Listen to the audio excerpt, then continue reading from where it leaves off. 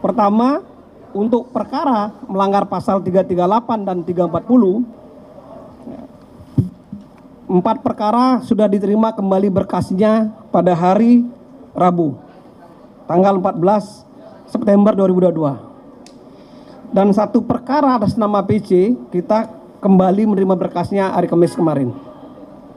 Untuk perkara pasal 338 dan 340. Kemudian yang kedua, untuk perkara obstruction of justice, 7 berkas perkara kemarin kita sudah terima.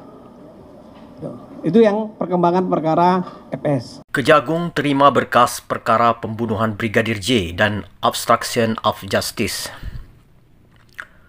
Pelimpahan berkas kasus pembunuhan terhadap Brigadir J telah diterima oleh Jaksa Agung Muda Tindak Pidana Umum Kejaksaan Agung.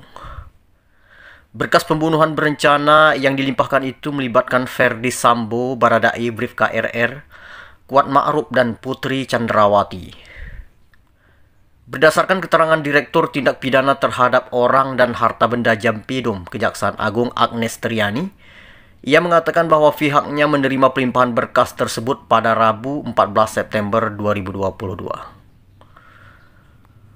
Katanya betul pada hari Rabu pukul 11.30 WIB telah menerima berkas perkara atas nama tersangka Ferdi Sambo dan kawan-kawan untuk dilakukan penelitian kembali terkait petunjuk yang telah disampaikan sebelumnya, katanya pada Minggu 18 September 2022.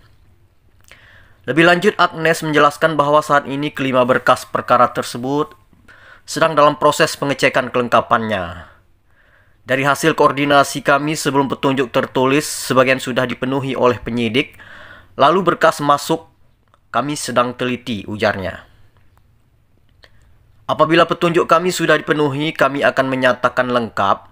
Apabila belum dipenuhi, kami akan segera berkoordinasi dengan penyidik dalam rangka pemenuhan petunjuk yang belum terpenuhi, ucapnya mengimbuhkan. Hal tersebut juga dikonfirmasi oleh Kepala Pusat Penerangan Hukum Kejaksaan Agung Ketut Sumedana.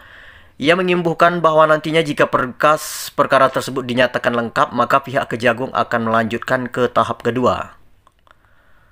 Adapun tahap kedua adalah proses pelimpahan berkas perkara yang juga dibarengi dengan penyerahan tersangka bersama barang bukti.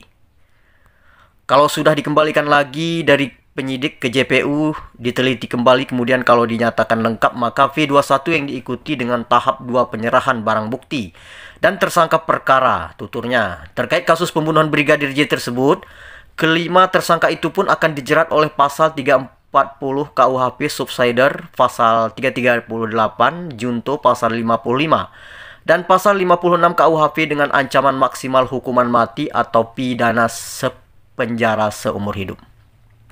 Sementara hingga saat ini Kejagung juga difokuskan dengan berkas perkara obstruction of justice dari 7 tersangka dalam kasus penembakan Brigadir J.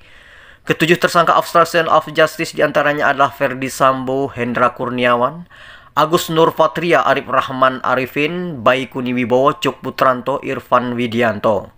Berdasarkan keterangan Ketut, berkas perkara tersebut masih dalam proses penelitian oleh Kejagung.